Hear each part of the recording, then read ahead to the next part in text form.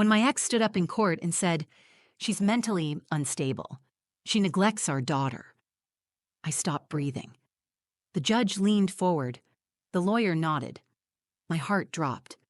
I felt like the ground had opened beneath me. My throat was dry, my hands were shaking, but I couldn't say anything. I had rehearsed what I'd say 1,000 times, but in that moment, with everyone staring, it felt like their minds were already made up. Griffin stood there in his tailored suit, smooth as ever. He even glanced back at me with that smug look he always used to give when he knew he was winning. He looked so calm, so in control, like he had nothing to lose. I wanted to scream, to defend myself, to shout the truth. But nothing came out. I could see Maya sitting on the bench just a few feet behind me, my little girl, only 6 years old, but wide-eyed and watching everything. She clutched her stuffed rabbit, the one she named Oliver, like it was her shield.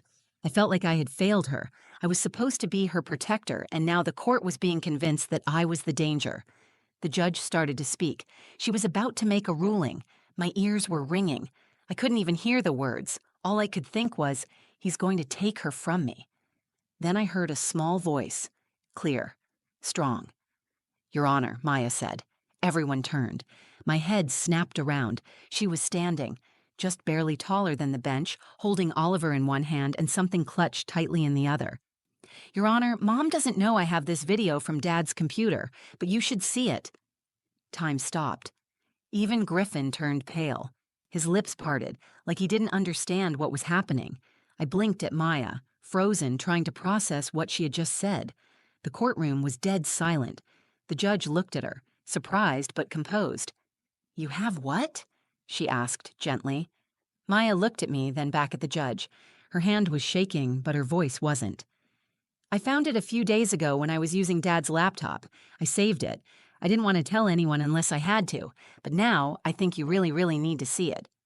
She stepped forward and held out what she had in her hand, a small pink flash drive, one I had never seen before. The judge nodded to the bailiff. Griffin tried to speak. "That's private property. She doesn't even know what she's talking about." But the judge held up her hand. "Let's see what's on it first." I stared at Maya, my brave, incredible daughter. I still didn't know what was on that drive, but something in me, some deep instinct, knew this wasn't just a child's imagination. Something real was coming, something that could change everything. I finally took a breath, and for the first time that day, I started to believe we might not be powerless after all, because Maya stood up, because she believed in the truth, and because sometimes even a 6-year-old can hold the key to justice when no one else is listening. I never thought I'd be the kind of woman sitting alone in a courtroom fighting just to keep her child. I used to believe that if you loved your kid, if you gave them everything you had, that would be enough. But love doesn't always show up well on legal paper. My name is Selene Cruz. I'm 32, a single mom, and until recently, I worked 2 part-time jobs just to keep the lights on and food in the fridge.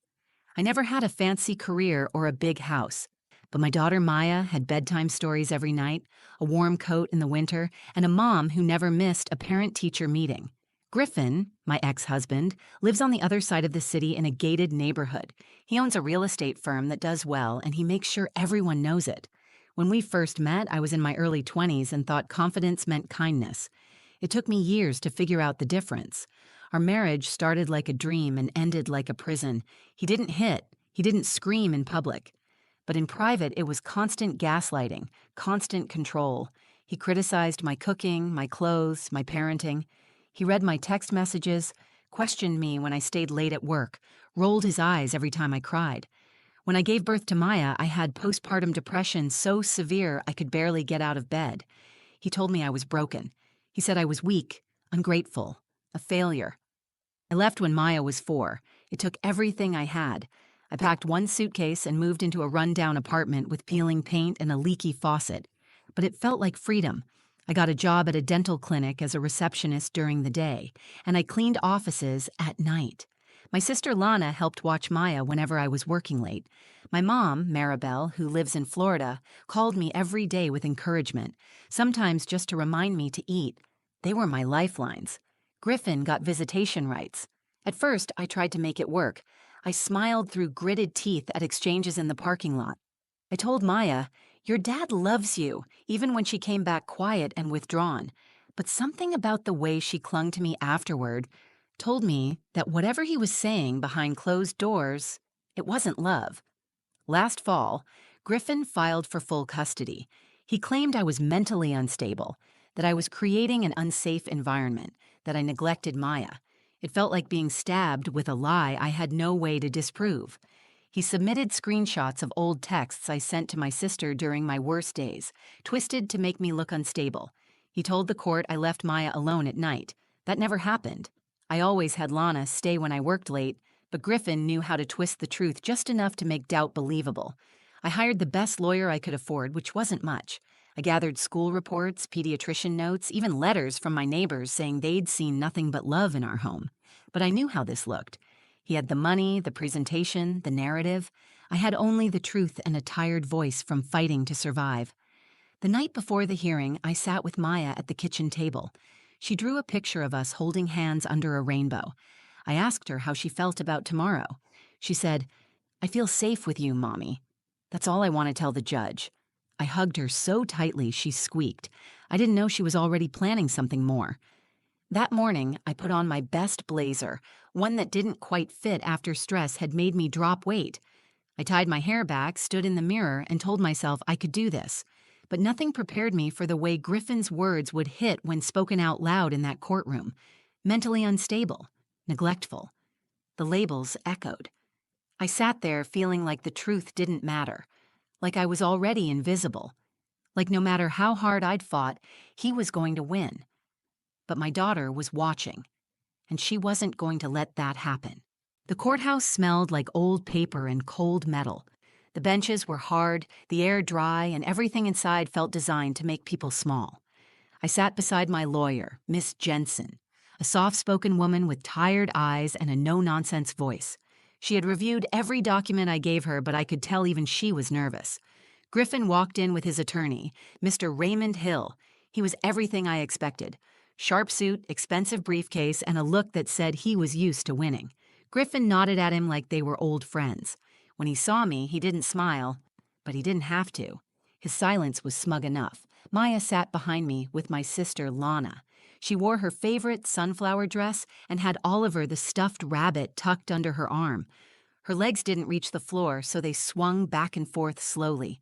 She didn't say much that morning, but she hugged me tightly before we entered the courtroom. I whispered that no matter what, I loved her more than anything in this world. The hearing started, and I felt my hands tremble.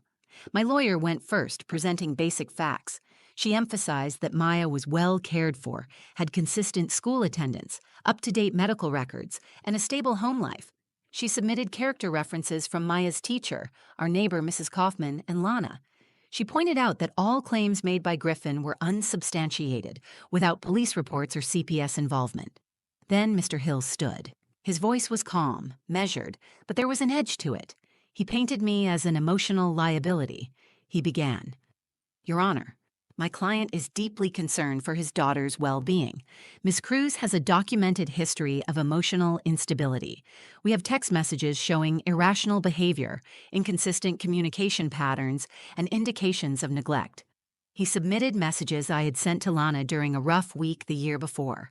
In them, I wrote things like, "I can't do this anymore," and "I feel like I'm falling apart." I had been exhausted, anxious, barely sleeping. But those words, stripped of context, made me sound dangerous. Then came the real punch. Ms. Cruz left her daughter alone in the apartment for 4 hours on multiple occasions while working late. We have a witness statement to that effect. I blinked. I turned to my lawyer. That was a lie. Lana had always been there. I never left Maya alone, not once. Ms. Jensen objected. "Your Honor, we dispute the accuracy of that witness and will provide testimony from Ms. Cruz's sister." But the judge didn't look at me. She was already scribbling something on her notepad. My stomach twisted. Griffin sat with his arms folded, cool and collected. He didn't look at me once. He looked at the judge the way he used to look at clients. Charming, agreeable, professional. He had perfected the image of the concerned father, the one who only wanted what's best while making me out to be unstable and unfit. I wanted to shout. I wanted to stand up and tell the truth, but the moment I opened my mouth, my voice cracked. I could feel the weight of every time he told me I was crazy, every time he told me no one would believe me. I had walked into that courtroom with facts, but he had walked in with a performance. When it was my turn to speak, I tried to steady myself. I explained the texts. I explained the nights I worked and that Lana had always been with Maya. I said the accusations were lies meant to discredit me.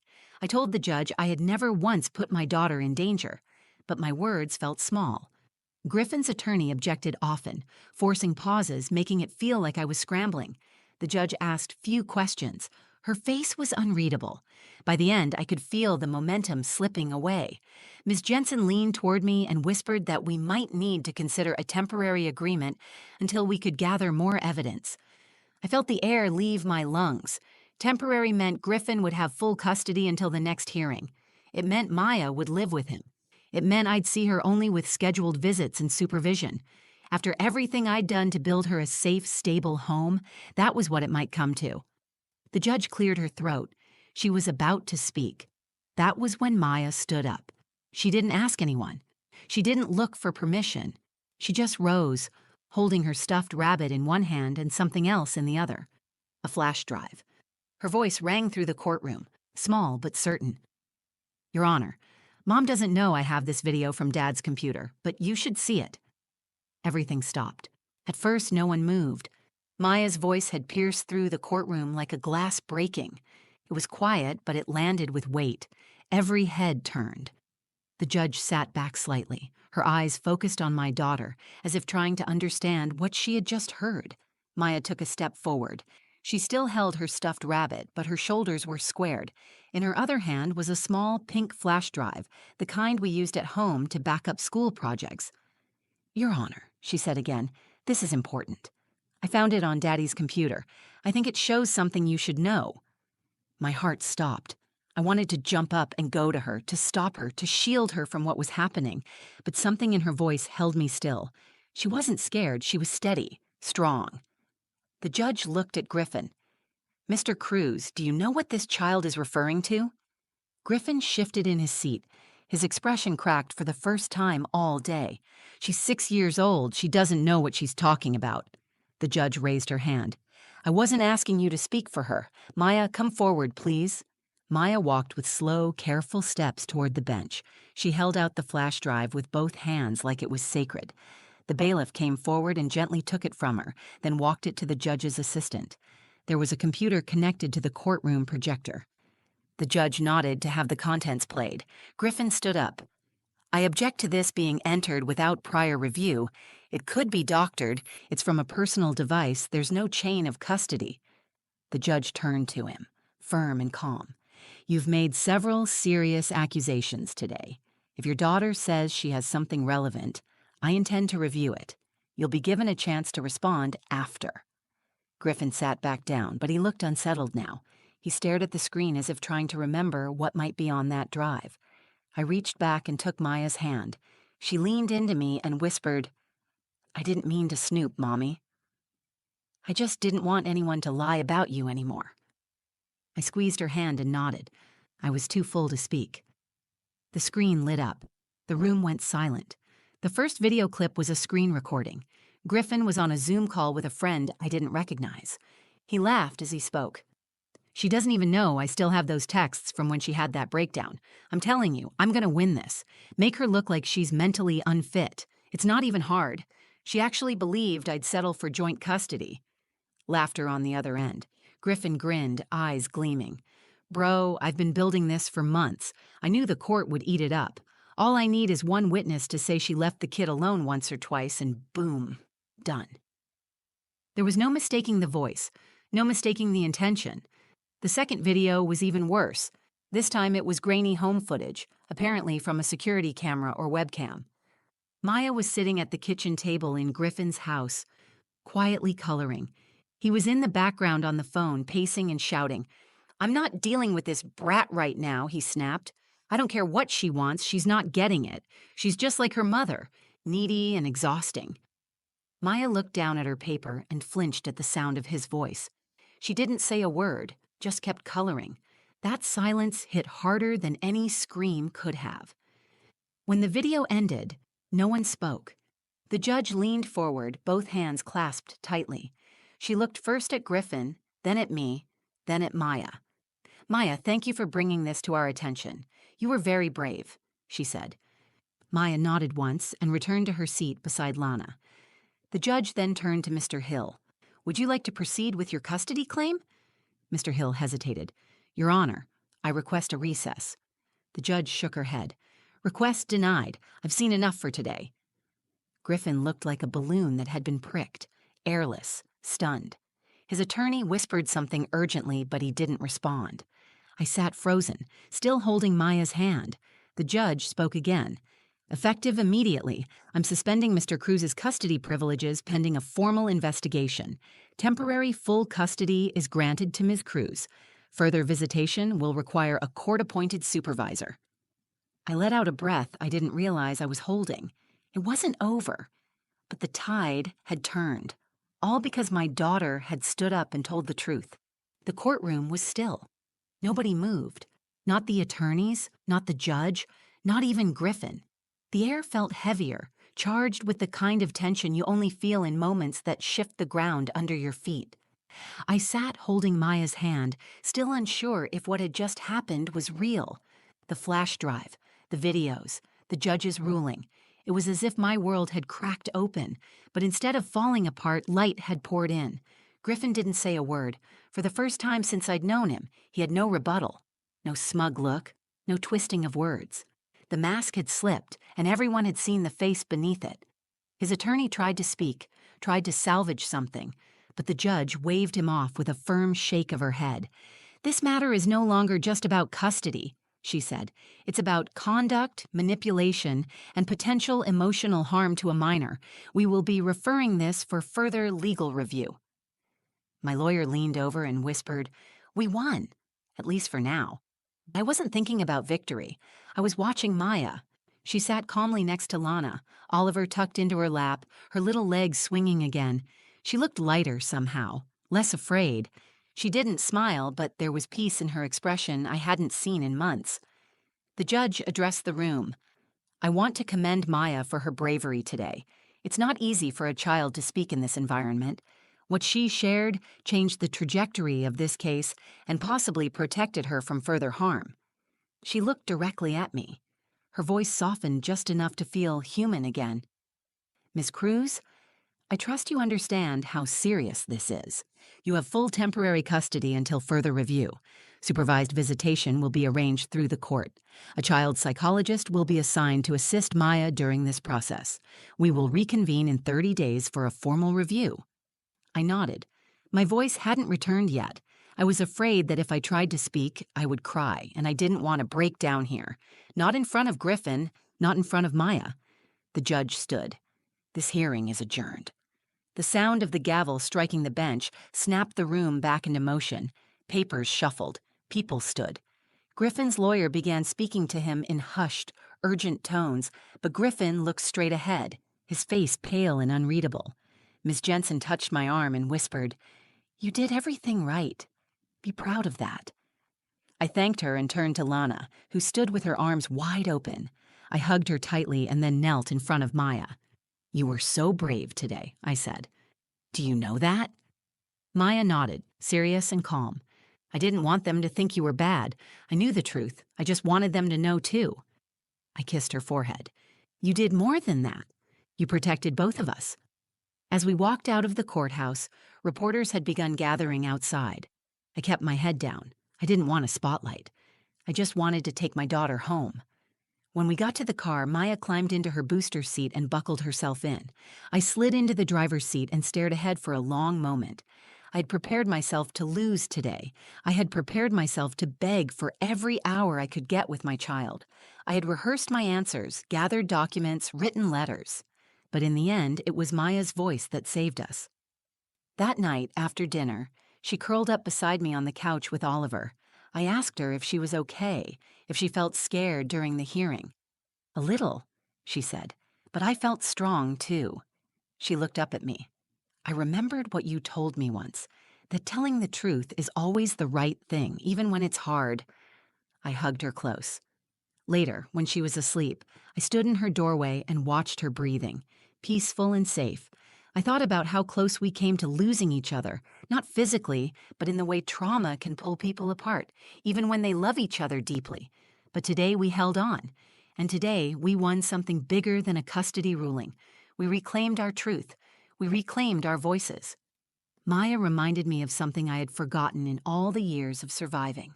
Courage is not always loud. Sometimes it's a 6-year-old standing in court with a flash drive. The weeks after the hearing moved slowly, like the world was catching its breath. I had gone into that courtroom prepared to lose. Instead, I walked out holding my daughter's hand and something much stronger than a legal win. I walked out with my voice back. Griffin didn't contact us.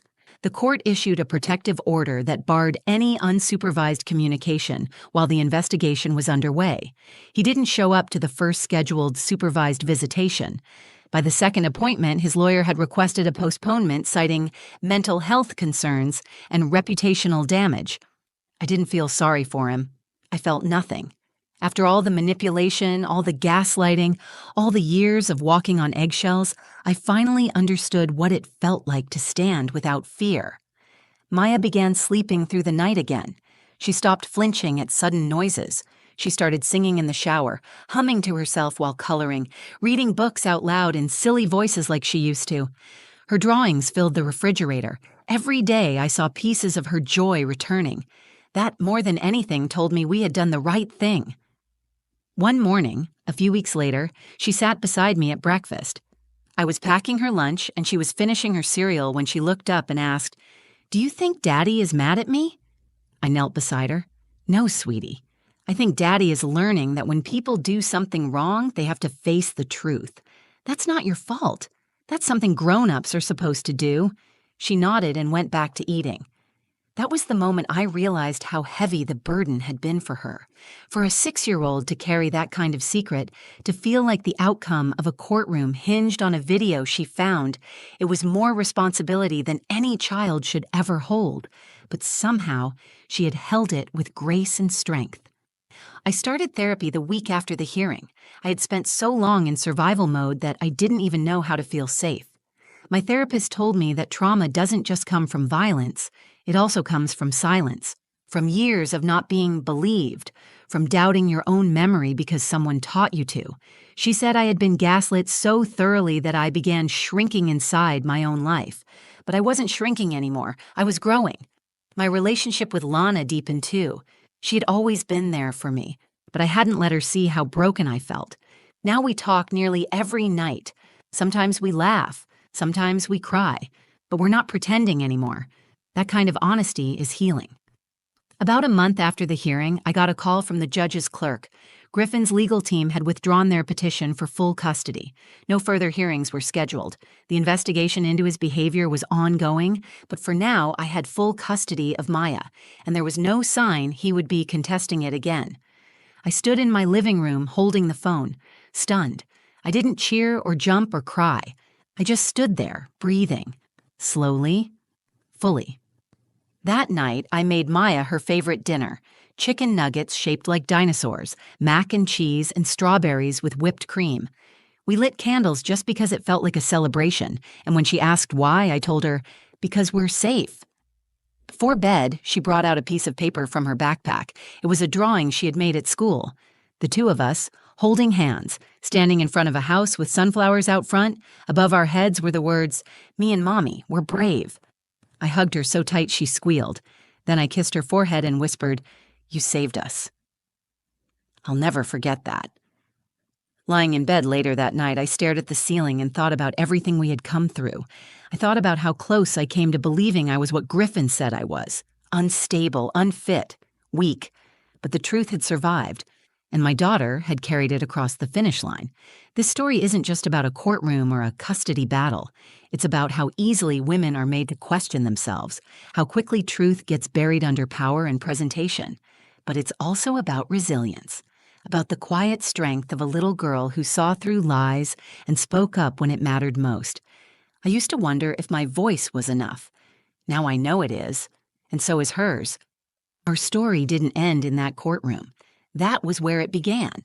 If this story moved you, if it made you think about how powerful truth can be, even when spoken by the smallest voice, please take a moment to like this video. Share it with someone who might need to hear it today. If you've ever felt unheard, misjudged, or underestimated, I see you. And I hope this reminded you that your voice matters more than you think. Drop a comment below and tell me what part of the story hit you the hardest, or share your own experience. I read every single one.